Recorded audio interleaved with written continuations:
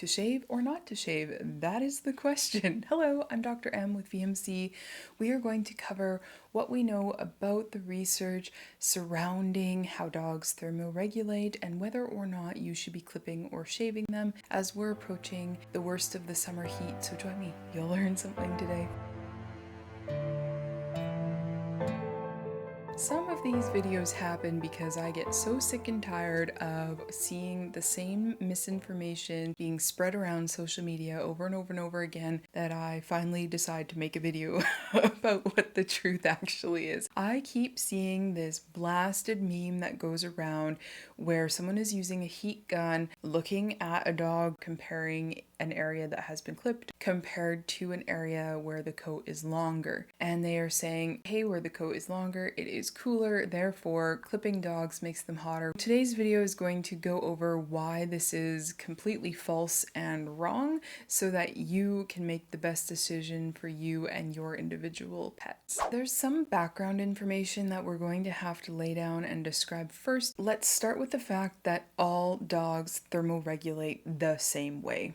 Their body temperature is meant to be around 38.5 degrees, plus or minus a half of a degree-ish Celsius. They are mammals, meaning that they are generating heat within their own body. So how do dogs thermoregulate? Well, there are 4 ways. Number 1 is conduction. The dog will be touching something that will be cooler or warmer than they are. And if that item is cooler than they are, body heat will leave the dog's body and go into the cooler item in the environment, and vice versa if the environment is hotter than they are. The second way that dogs thermoregulate is through convection. Now, what this means is that there is airflow over their body, and that airflow helps to dissipate the heat that the body just emanates. If the fur coat is longer and or thicker, that will decrease their ability to dissipate heat from their skin surface out into the environment. Third, we have radiation. Now, this is when the skin of the dog is radiating some heat, and they can dilate blood vessels closer to the skin surface in order to get more of the hot blood nearer to the surface of the skin, which will help them lose more heat. Now, it's important to note that these first 3 are only possible for the dog to use if the environment is cooler than the dog's body. The 4th way that a dog thermoregulates is through what we call evaporation.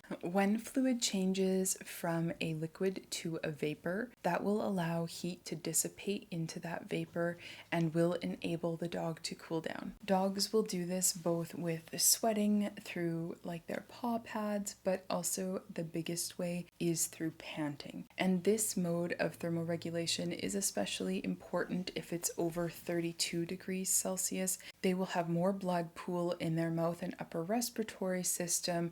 This will enable the tissues to warm up. Then as the dog passes air back and forth over those tissues, it evaporates the moisture from them. The heat evaporates with that moisture, and they are able to cool the blood within those tissues down.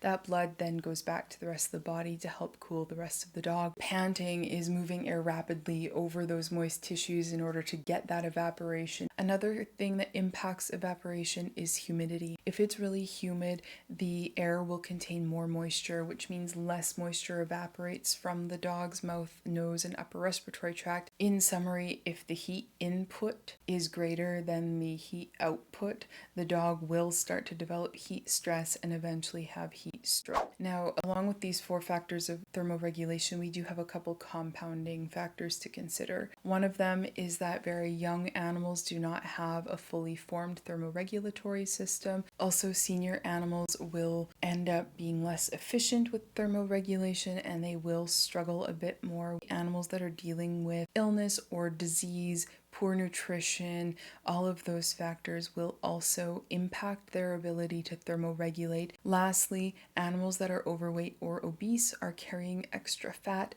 That fat is insulation for them, and if it's cold, it would keep them warm better, but when it is hot, they will struggle to lose heat from their body. Let's move on to talk about what the dog coat actually does, how it functions, and what its purpose is. Its main purpose is to act as an insulator. So this means when the climate temperature is colder than the dog's body temperature, it will help to trap heat just outside of the skin so that the dog doesn't lose as much heat. The denser and longer their coat is, the more heat will stay trapped against their skin, prevents their body heat from escaping. This is why those thermal cameras are a useless measurement when discussing whether or not dogs should be clipped. Those cameras are only measuring the surface heat. When the coat is shorter, of course, that surface heat is going to be higher because the dog is better able to dissipate their body heat. When the coat is longer, of course, the surface of that longer coat is going to be cooler because the dog is having a harder time getting their body heat out. Another important thing to remember is that all dogs are double coated. All dog coats are made up of two types of hairs, and they both grow from the same hair follicle. Different breeds will have differing amounts of guard hairs and undercoat. Guard hairs that tend to be longer and shinier, they tend to be more of a protective type hair from the elements or from things like brambles. Then we have the undercoat, which tends to be denser. It helps with the trapping of heat against the skin. For dogs that live in areas where there are significant climate changes from winter to summer, they will in the fall grow in a thicker, denser hair coat. They will shed that out in the spring and get a less dense and shorter summer coat. It can take anywhere from a few weeks to a couple months in order for a dog to adjust to a dramatic change in climate. So we also need to remember that if there's been, gradual warming up or cooling down, our dogs will be able to tolerate that much better than if there is a sudden change in weather. Let's talk about the growth cycle of the hair follicles next. All of this does require a lot of nutrition. About 30% of the nutrition that a dog takes in goes to their skin and their hair coat. The undercoat cycles through the phases in a different time frame than the guard hairs will. The undercoat tends to have the phases of the hairs more synchronized so that you get that thinner summer undercoat and the thicker winter undercoat. The guard hairs are less synchronized, which makes sense. You're not trying to regrow all of the guard hairs and all of the undercoat at the same time. So the first part of the hair growth cycle is called the anagen phase, or the growth phase. This is when the hairs are growing. Breeds that have longer anagen phases will shed less. So this is where you get this concept of no shedding or hypoallergenic dogs. Those don't technically exist. This particular phase of the hair cycle is quite nutritionally taxing. Second, we get the catagen phase where we get some regression. At this point, the hairs stop growing and the hairs are transitioning to the third phase, which is called the telogen phase or the resting phase. In this phase, essentially the dog is just using the hair that they spent so much of their energy growing. So dogs that live in harsher climates, like some of the Nordic breeds, their telogen phases can be up to a few years long. Fourth, we have the exogen or shedding phase. This is where the hair dies and falls out. Now it can take some time after the hair falls out for that hair follicle to go back to the anagen or growth phase. Sometimes the follicle never goes back to growth. This might be because of various types of illness. We can also sometimes see this in older dogs where they just aren't absorbing their nutrition as well. We also have some disease processes where it seems like the follicles go dormant and they just don't ever switch back to anagen. We need more research in this area. Now that we know all of this information, we can finally move on to the question of the day: to clip or not to clip. We have many other species that we clip. I think about sheep and horses, and alpacas. So when we are clipping, we are removing length from the guard hairs as well as from the undercoat. Now, guard hairs are protective against the elements and from the environment, so there can be some benefit to having them. We do also have to consider how short the clip is going to be. If it is incredibly short, then that can also risk some issues like sunburn. So what about all those dogs that you see that get clipped and then their hair coat has been wrecked? What's actually going on here? Well, there could be a number of things going on. That animal could be older or could be having medical issues, and so their body just does not have the energy to regrow a hair coat. There could also be a genetic influence here. If they are a Nordic breed type where their hairs stay in the resting phase for years at a time, they simply might not be regrowing those guard hairs and you need to wait for those follicles to switch back to the growth phase before you will regrow new guard hairs.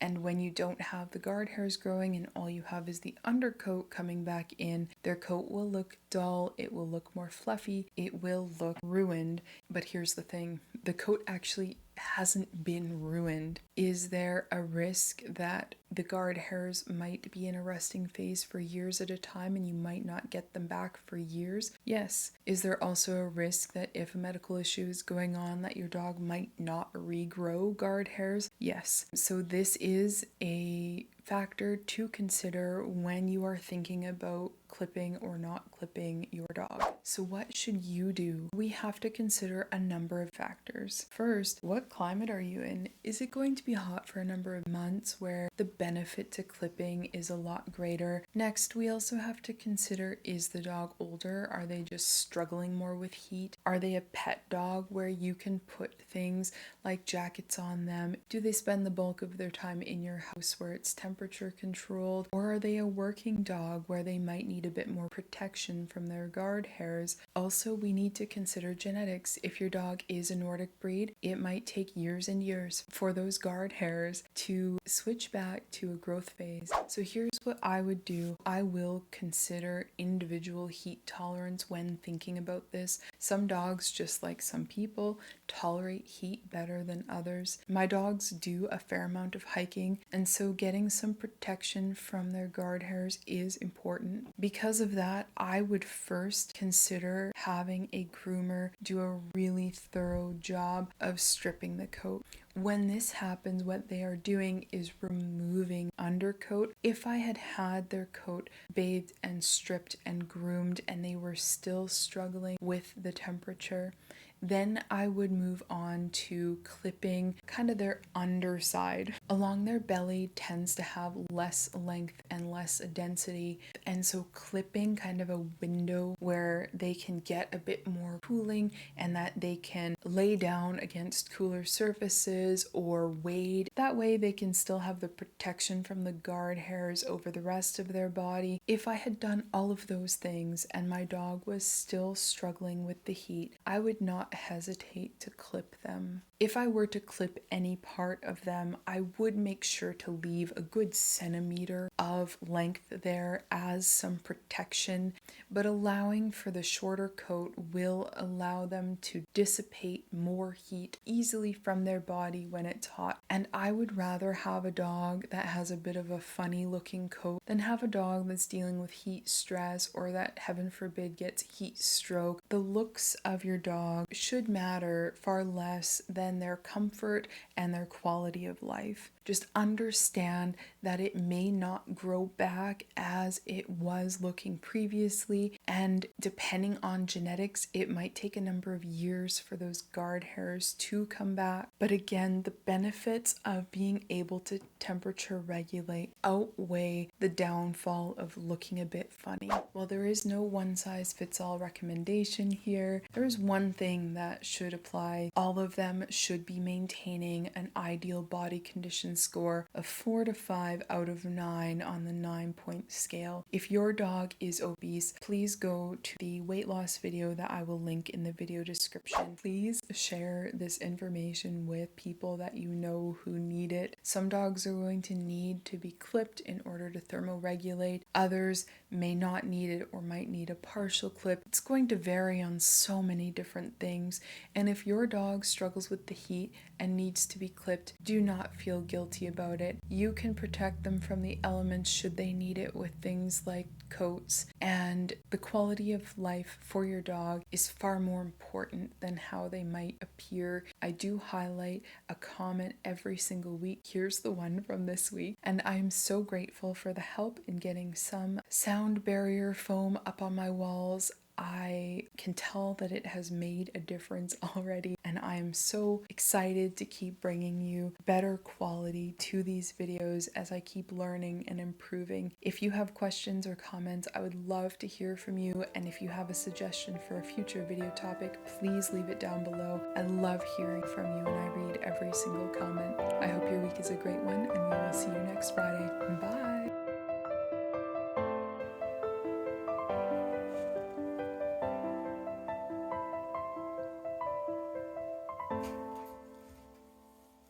Are you a mighty hunter?